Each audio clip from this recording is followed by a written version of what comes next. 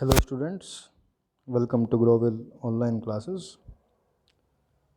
This is Lalit Kumar. In SST, today we will understand India and the world. As you know, it is chapter 1. We have understand the size and location of India and some other points also. India and the world. India का world के साथ किस तरह से connection रहा है या world का इंडिया के साथ किस तरह का कनेक्शन रहा है, दोनों बातें इस सेक्शन में हम पढ़ेंगे। तो थोड़ा सा आपको कंसंट्रेशन इस पर करना होगा। बहुत सी अच्छी अच्छी बातें इसमें आपको ध्यान देने को मिलेंगी और कुछ नई फैक्ट्स भी आप सीखेंगे। देखते हैं लिखा क्या है पहले। The Indian land mass has a central location between east and west Asia. Indian land mass की ईस्ट और वेस्ट एशिया के बीच में सेंट्रल लोकेशन है। सेंट्रल लोकेशन मतलब क्या है? यानी इधर एक तरफ ईस्ट है, एक तरफ वेस्ट है और बीच में इंडिया है। अब कितनी अच्छी बात है कि आप दोनों तरफ जा सकते हो, ईस्ट में भी जा सकते हो, वेस्ट में भी जा सकते हो, एशिया के बीच में है।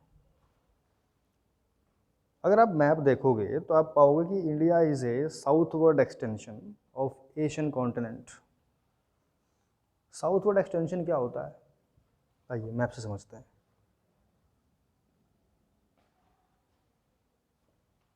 ये देखिए,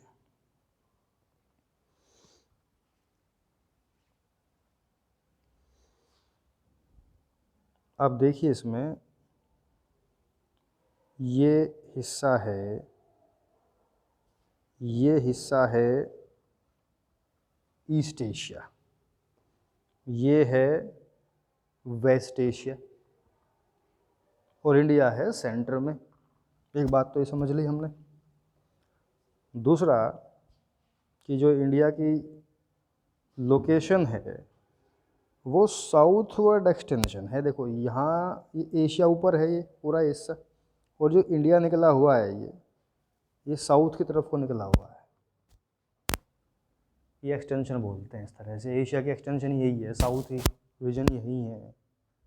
तो इस तरह से इसका बेनिफिट क्या है देखते हैं आगे क्या बताया गया है कि बेनिफिट क्या है इस चीज़ का। The trans Indian ocean routes which connect the countries of Europe in the west and the countries of east Asia provide a strategic central location to India. Trans Indian ocean routes, Indian ocean आपको मैंने दिखाया अभी map में, फिर से देख लेते हैं हम मैप। वापस मैप पे चलेंगे। अब देखो इंडियन ओशन देख रहे हो, ये है इंडियन ओशन, यानी ये पूरा इंडियन ओशन है। यहाँ से ये इसमें जो शिप चल रहा है, शिप चलते हैं वो यहीं को होके जाते हैं। अगर कोई जगह यूरोप जाना है किसी शिप को, तो जैसे जापान से जाना है, फिलीपीन से जाना है, तो इन सब को यहाँ से होकर इंडिया की तरफ से ऐसे होकर जाना होता है। और यूरोप से कोई जहाज़ है, कोई शिप है, तो यहीं से जाएगा। ठीक है, तो इस तरह से स्ट्रेटेजिक लोकेशन है ये इंडिया की यहाँ पे, क्योंकि शिप को कई बार ऐसा होता है कि हार्बर करना पड़ता है, पार्क करना पड़ता है, या शिप को फ्यूल देना पड़ता है, या शिप को दूसरे यहाँ से होकर गुजरना पड़ता है। हमारे जो कंट्रोल में वाटर है उसमें से होकर गुजरना पड़ता है, तो इसके हमें उस तरह से इकोनॉमिक बेनिफिट हो जाते हैं। इसके अलावा इंडिया का भी बेनिफिट है इसमें। इंडिया दोनों तरफ जा सकता है। इंडिया से हम ईस्ट एशिया में भी जा सकते हैं, वेस्ट एशिया में भी जा सकते हैं, अफ्रीका भी जा सकते हैं। तो ये कई बेनिफिट्स हैं। लिखा है आगे कि note that the Deccan peninsula protrudes into the Indian ocean. आपने देख लिया कि इंडियन ओशन में हमारा आधा भारत लाई करता है, वो सारा वाटर तो इंडियन ओशन का ही है। हमने नाम तो वाटर बॉडीज़ को दिए हुए हैं, है ना। देखिए आप, फिर से दिखाता हूँ मैं आपको। देखो भाई, ये एक तरफ बे ऑफ बंगाल है, एक तरफ अरेबियन सी है, और ये इंडियन ओशन है। वाटर तो एक ही है, इंडियन ओशन का ही तो वाटर यहाँ है, इंडियन ओशन का वाटर यहाँ है। यानी जो इंडिया की पेनिनसुला है, इसे बोलते, देखिए पेनिनसुला, ये नया वर्ड आया जब तक आपको नहीं पता था। अब बताता हूँ मैं इसकी ये होता क्या है, समझिए। कोई लैंड मास अगर 3 साइड से, 3, ध्यान रखना है नंबर, 3 साइड से वाटर बॉडीज से कवर्ड हो, सराउंडेड हो, वी कॉल इट पेनिनसुला। तो देखिए इंडिया की 3 तरफ है क्या पानी, इधर है, इधर है और इधर है, 3 वाटर बॉडीज़ हैं। यानी इंडिया की ये हिस्सा है, ये वाला हिस्सा है, इसे बोलते हैं हम इंडियन पेनिनसुला या पेनिनसुलर इंडिया, डेक्कन भी बोल देते हैं इसको। ओके, चलिए, तो ये ध्यान रखना आप। आइलैंड अगर चारों तरफ से वाटर से घिरा हुआ हो तो बोलते हैं आइलैंड, और सिर्फ 3 साइड से घिरा हुआ हो तो बोलते हैं पेनिनसुला। आई थिंक क्लियर हो गया होगा ये बात आपको। तो ये पॉइंट थोड़ा सा मैंने आपको बीच में जानने की चीज़ बताई मैंने आपको। ये आगे देखते हैं आगे क्या बताया गया है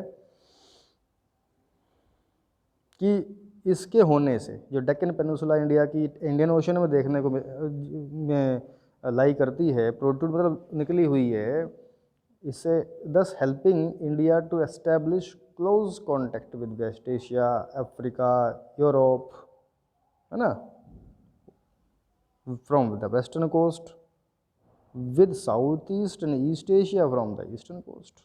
चलिए देखते हैं कैसे।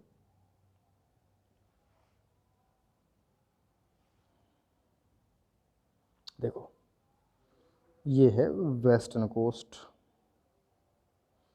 तो यहाँ से यूरोप, अफ्रीका और वेस्ट एशिया जा सकते हैं। हमारा जो कारोबार है, जो एक्सपोर्ट इंपोर्ट है, इधर इस वाली तरफ से हो सकता है। उसी तरह से ये ईस्ट कोस्ट है, तो जितने भी एरियाज़ हैं, म्यांमार, थाईलैंड, बैंकॉक, जापान, जितना भी ईस्ट एशिया है और ऑस्ट्रेलिया भी, हम इस तरफ से जा सकते हैं। यहाँ ये श्रीलंका भी पड़ता है, श्रीलंका भी जा सकते हैं। तो बहुत बेनिफिट है, हमारी इतनी लंबी जो कोस्ट लाइन है हमारे पास, है ना। ये जो मेनलैंड होती है, ये जो इंडियन मेनलैंड है, यहाँ से और यहाँ तक, इसकी टोटल लेंथ 6100 किलोमीटर होती है। और अगर साथ में हम आइलैंड्स को जोड़ दें इन दोनों को, तो टोटल हो जाता है 7500 किलोमीटर। वो मैंने आपको बताया था, ठीक है। आगे देखते हैं क्या है। तो हमने समझ लिया कि हम वेस्ट कोस्ट से यूरोप में और अफ्रीका में, साथ साथ वेस्ट एशिया में जा सकते हैं, और ईस्ट कोस्ट से ईस्ट एशिया में और ऑस्ट्रेलिया में जा सकते हैं। बहुत अच्छी बात क्या लिखी यहाँ पे कि no other country has a long coast line on the Indian ocean as India has. India जैसी लंबी कोस्ट लाइन किसी और कंट्री की नहीं है। And indeed it is India's eminent position in the Indian Ocean which justifies the naming of ocean after it. Question आ जाता है ये कि क्यों इंडियन ओशन का नाम इंडियन ओशन ही पड़ा, इंडिया के नाम पर ही क्यों पड़ा। तो क्यों पड़ा, I think you have understood it, because the longest coast line in Indian ocean is of India. That's why ये बिल्कुल जस्टिफाई करता है कि ओशन में सबसे बड़ा कंट्री कौन, India, that's why we call it Indian ocean. वो रख दिया उस टाइम के सेलर्स ने नाम इसका, ये कि भाई ये इसमें सबसे बड़ा देश, क्योंकि लोगों का जो सेंटर पॉइंट था उस टाइम एंशियंट टाइम में, यूरोपियंस, अफ्रीकन्स, इन सब का जो चाहे अटैक करने आए हों, चाहे ट्रेड करने आए हों, सबका जो टारगेट था वो इंडिया ही हुआ करता था। तो ऐसे में उन लोगों ने जिस वाटर बॉडी से गुजरते थे वे, उस ओशन का नाम भी इंडियन ओशन रख दिया। होता है ना ऐसा जगह, भाई किसी जगह से आप बिलोंग करो तो आपको वहीं का मान उसका नाम से जोड़ उसका नाम दे दिया जाता है आपको। तो वो ही यहाँ पे इंडिया के पास का ओशन है तो इंडियन ओशन नाम रख दिया, तो ठीक है। लेकिन एक अच्छा जस्टिफिकेशन हम कर सकते हैं यहाँ पे कि India has the longest coast line in Indian ocean, that's why we call it Indian ocean. एक बहुत इंपॉर्टेंट अच्छी सी बात यहाँ पे आई, मेंशन हुई कि since the opening of the Suez canal in 1869, India's distance from Europe has been reduced by 7,000 kilometers. India's opening, Suez canal कब की बात है ये? 1869 की। 1869 में 1869 तक में तो फिर सुएज कैनाल ही खुल गई। उस तक होता क्या था, आपको मैप से समझाता हूँ।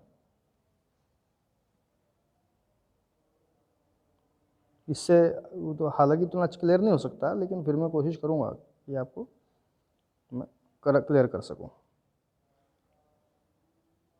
थोड़ा सा मैं आपको आइडिया दे दूँगा। 1869 से पहले यूरोप से आने वाले लोग अफ्रीका को क्रॉस करते हुए ऐसे अफ्रीका से क्रॉस नीचे से, बहुत नीचे से जाते थे और तब इंडिया आया करते थे। पोर्तुगीज़, ब्रिटिश, फ्रेंच, डेनिश, सभी लगभग सभी इसी रास्ते से आना पड़ा सबको, क्योंकि होता है क्या कि देखो एक तो ओशन ये है, ये वाला ये सी है, इसके पास एक और रेड सी के पास एक और पड़ता है मेडिटेरेनियन सी। उन दोनों के बीच में छोटी सी लैंड मास है। जैसे यहाँ पे आप देखिए, यहाँ पे दिखाई भी दे रही होगी आपको, तो मैं फिर से समझा देता हूँ। देखो रेड सी है ये और ये मेडिटेरेनियन सी है। अब छोटी सी लैंड मास आप देख रहे हो, ये छोटी सी लैंड मास क्या हो रहा था इसके चलते कि उधर से आना पड़ता था घूम के। होता है ना कभी जब भाई आपके सामने कोई नदी बहती हो घर के सामने और आपको दूसरे पार जाना है नदी के, अगर आपके घर के सामने पुल हो तो आसानी से चले जाओगे, बिल्कुल 2 मिनट में चले जाओगे। और पुल हो आपसे बहुत दूर जाकर, आपके घर से 10 किलोमीटर दूर पुल हो और खुद सामने जाना हो, बस घर के सामने जाना हो, तो पहले आपको 10 किलोमीटर जाना पुल के पास पड़ेगा, फिर पुल क्रॉस करके फिर 10 किलोमीटर वापस आना पड़ेगा, तब आप घर के सामने आओगे दूसरे तरफ, दूसरे किनारे पर। बस यही हालात थे कि वाटर बॉडीज़ तो हैं लेकिन वो पुल नहीं मिल रहा था। मतलब क्योंकि यहाँ तो उल्टा हो गया ना काम, यहाँ तो पानी को जोड़ना है हमें, सड़कों को नहीं जोड़ना है। तो इसीलिए ये वेंचर शुरू किया गया और यहाँ एक कैनाल बनाई गई